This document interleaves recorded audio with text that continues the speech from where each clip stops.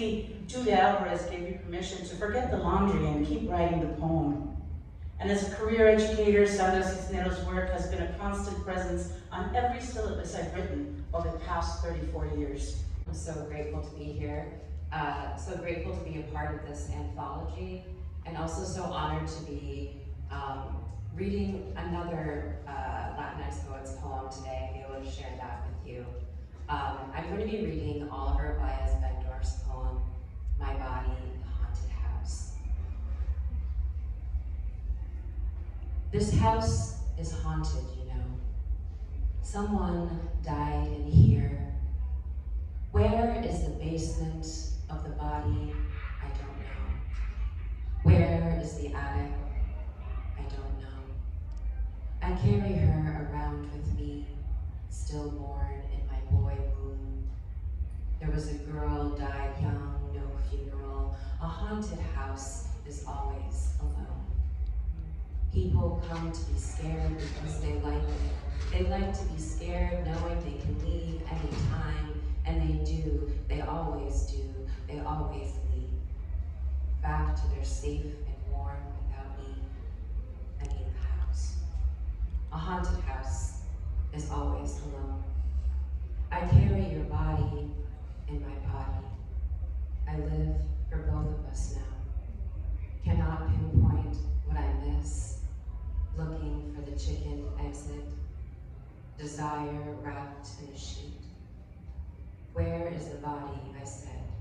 I don't know. No body, no case. Everyone knows that. Am I free to go now? I want to go home. I said I want to go. The reason I chose this poem by Oliver Baez-Bendorf is because I really wanted to just uplift trans voices, trans poets' voices, especially a time like this in the world that we're living in now. Oliver is a great, dear friend of mine, and I'm just so honored to be able to be here and read his work. Thank you so much. Well, again, amazing, very good to be in such a company of such great authors, and of course our editor, Rigoberto, will go back a long way. So I'm so glad this book exists. And just a little plug, I guess, maybe for those of you teachers out there, it's a great textbook to use in your classrooms, right? I'll say it.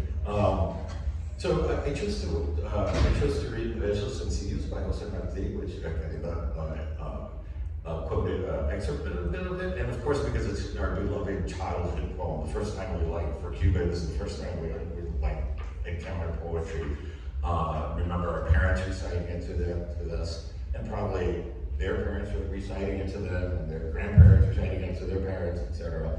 So, like for many of us, it's just like the first dawn of poetry in our lives. But also because Jose Martí, as many of you probably know, was a consummate sort of poet-statesman, right?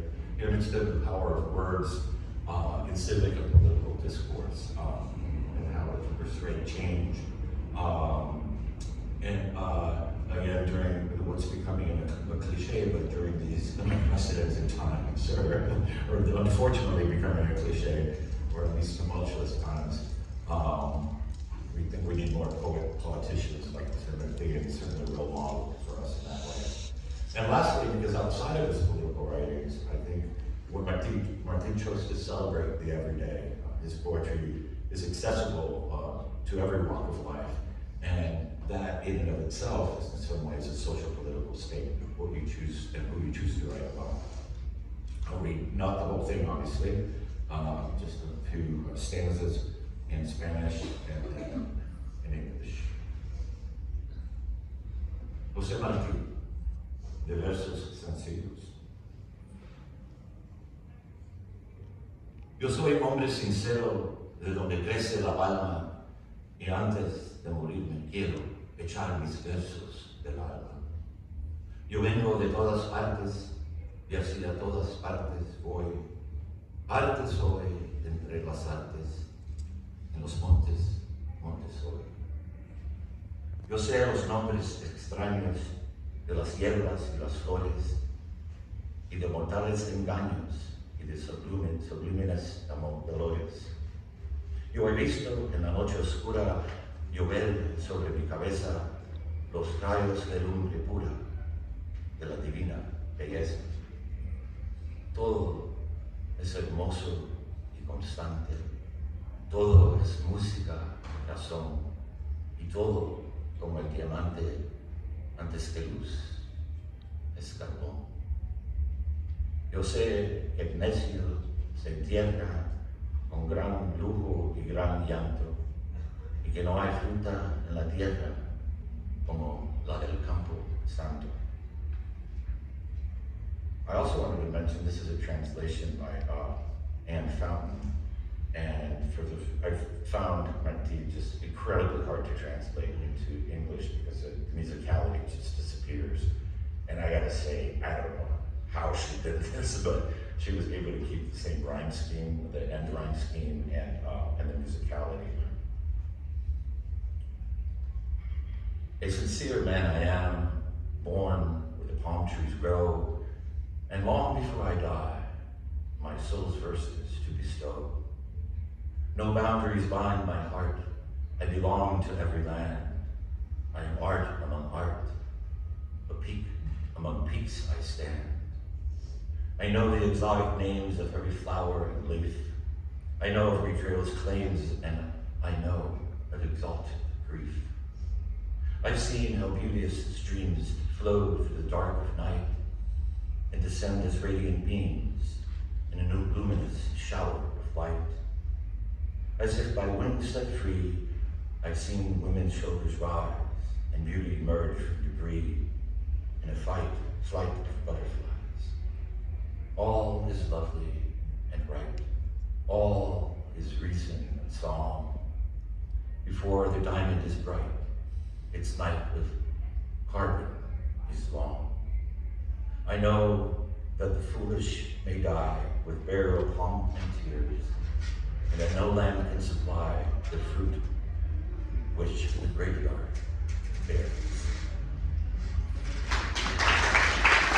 Everyone, thank you all so much. It's beautiful to be here with you all, and it's such an honor to be included with all of these wonderful people. Thank you, Rigo. I've been thanking you for many years, and I'll keep doing it. I'm going to read a poem by Araceli Sirmay, who I think whose poetry has provided such a sanctuary for so many of us. And this is a poem called Ode to the Watermelon. It is June. At El Tacotento near 17th, the cook slices clean through the belly of a watermelon. Sandia, dia santo, and honeybees, grown in glistening temples, dance away from their sugary hives. Ants in lines, beetles toward your red, over and over, toward your worldly, luscious, blushed fruit, freckled with seeds. Roadside, my obtuse pleasure under strings of lights, a printed skirt in grocery barrels, above park grasses on Sunday afternoon, to the moan and dolorous moan of swings. Ripe conjugationer of water and sun, your opening calls even the birds to land. And in Palestine, where it is a crime to wave the flag of Palestine in Palestine, watermelon halves are raised against Israeli troops for the red, black, white, green of Palestine. Forever, I love you, your color hemmed by rind, the blaring juke and wet of it, black seed, star, red, immense as poppy fields, white to outsing jasmine, again all the green, sandia, dia santo, summer's holy, earthly, bandera of the ground, language of fields. Even under a blade you swing your quiet scent in the pendulum of any gale. Men bow their heads open-mouthed to coax the sugar from beneath your work dress. Women lift you to their teeth. Sandia, dia santo. Yours is a sweetness to outlast slaughter. Tongues will lose themselves inside you, scattering seeds. All over, the land will hum with your wild, raucous blooming. Thank you.